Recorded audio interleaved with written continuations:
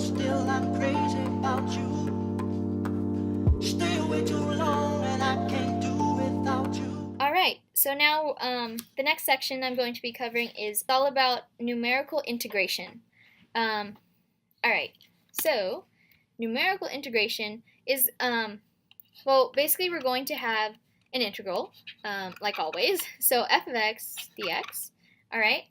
And this is kind of similar to Riemann sums, or it kind of is Riemann sums. Whoa, that's not an S. Okay, Riemann sums, kinda, sort of like it. Okay, so let's say, well, there are two different, well, technically there are three different types that they cover in this section. The first two are what are called Tn and Mn. So we have a Tn and Mn. Okay, so the first one, I'm going to go over Tn first. So Tn, well, okay, I'll go on another slide so I have a lot of space to work. Alright, so we're going to start with Tn, which is the trapezoidal approximation of the integral. Okay, so let's say we have a graph. Here's our x and here's our y, and then we have something that looks crazy like that. Okay, so let's say we're trying to approximate this interval, right, where f of x is the curvy line. Okay, so we're going from a to b. So here's our a and here's our b, and we're going to use trapezoids on this one. So basically, what we're going to be doing is so we're evaluating from here to here. Okay, the area under this curve. Okay, so first of all,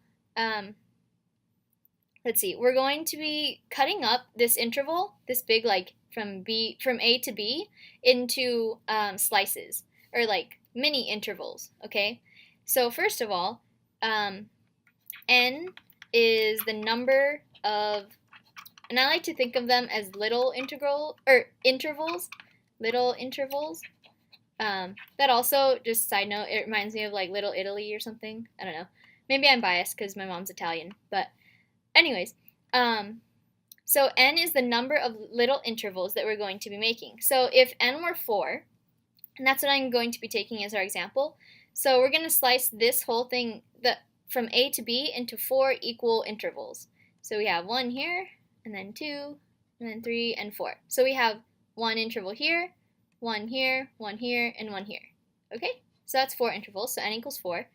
And then we also have that a, well, okay, so now we kind of get into a little bit of notation. So we're going to make a be our x naught. So a equals x naught. This just means your starting point. Okay, so this is our starting point. B is our xn. Okay, so in this case, I'm going to make n equal 4. All right, so we have x naught. So a equals x naught. A equals x naught, and b equals xn, x sub n, which is now x4. Okay, and all these little checkpoints in the middle here, that's just going to be x1, x2, and x3. Okay, see how that works out? So our first interval, like our little interval, is from x0 to x1, and then we have x1 to x2, x2 to x3, and so on. Okay? So, also, so after you make those little intervals and you determine the endpoints of them, we're going to, for trapezoidal, you just draw straight lines going vertically upward, okay, to the graph. So at x0, the graph touches here, and then these are the important points, okay? All right, so after that, what trapezoidal approximation is doing is just taking this kind of like skeleton that I just drew, and then you connect the dots. So we're going to connect it with straight lines, okay? This is going to be an interesting one. I'm sorry if it isn't straight. Hey, that was pretty good. I'm going to like not try to yeah, that was bad. Okay, let me try that again. Okay, so there's our trapezoid there, a trapezoid here, and a trapezoid here. Okay, so basically, from here we're going to be adding up the areas of these 4 triangles, because I made n equal 4. If you were to make n equal like 10,000, then you would have 10,000 little trapezoids. And basically, as n increases, So that's kind of the thing. That's the whole concept behind integrals, is that when n increases, when you have like really tiny intervals and stuff, then your approximation is going to be very accurate, and it's going to equal the integral itself. Okay, so from here, basically what we're going to be doing is, like, let's take the area of this first trapezoid, the tall one, okay? Let's say I were to flip it on its side. So it's going to look something like that, sort of, kind of. That's supposed to be a straight line. I'm sorry. It's hard to draw straight lines on here. Okay, that's a straight line. This is our x naught. This is the point x1, right? Because I flipped it over on its side. And this length is going to be the function evaluated at x naught. So this is f of x naught. And this is our f of x1, x sub 1. Okay? And then this distance here, the height of our trapezoid, is x1 minus x naught. Okay? So that's like the length of our little intervals, right? Because these are all going to be even. So x2 minus x1 is going to equal the same thing as this.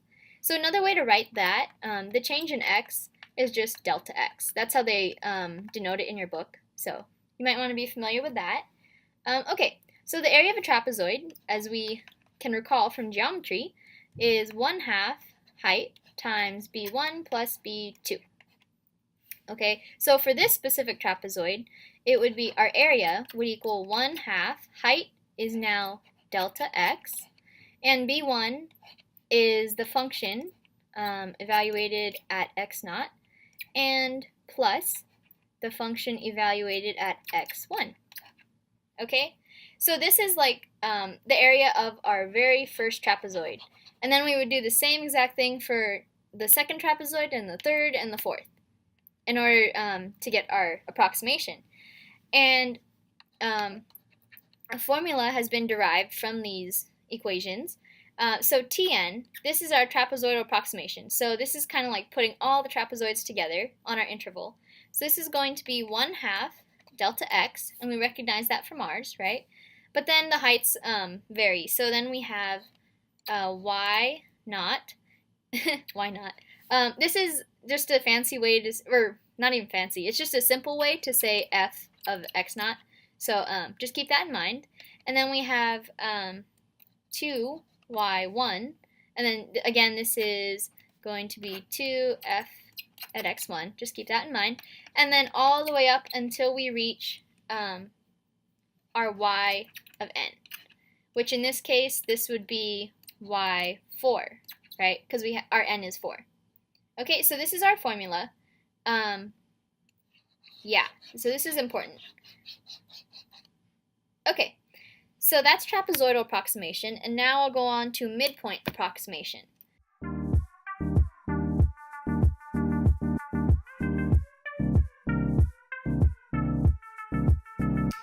Honey,